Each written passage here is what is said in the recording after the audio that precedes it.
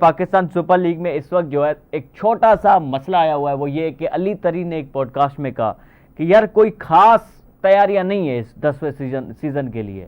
हालांकि तैयारियां जो की गई है इस बार वो बड़े अच्छे पैमाने पे की गई। आपको पता है इस बार एमटीओ, आपको पता है कि वो एक टेक्नोलॉजी होती है, वो मुतारिफ कराई जा रही है पाकिस्तान सुपर लीग में।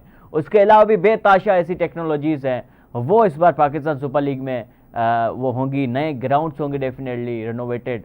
तो चेंजेस तो हैं कहीं ना कहीं। पाकिस्तान सुपर लीग अपनी तरफ से तो ठीक ठाक मेहनत कर रहा है इस 10वें एडिशन को यादगार बनाने के लिए। यार मुझे समझ में नहीं आया।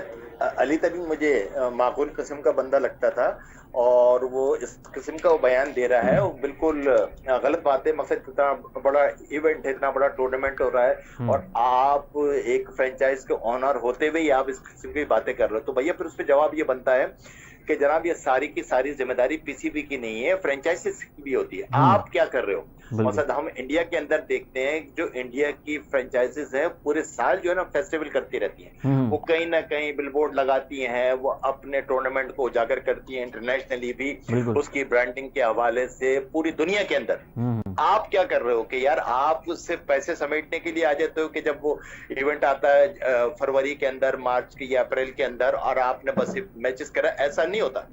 आपका काम जो है ना पूरे साल इसको फेस्टिविटी को जो है ना ये मेंटेन रखना पड़ता है। आप मुख्तलिफ किस्म की इसकी प्रमोशन करना पड़ती है।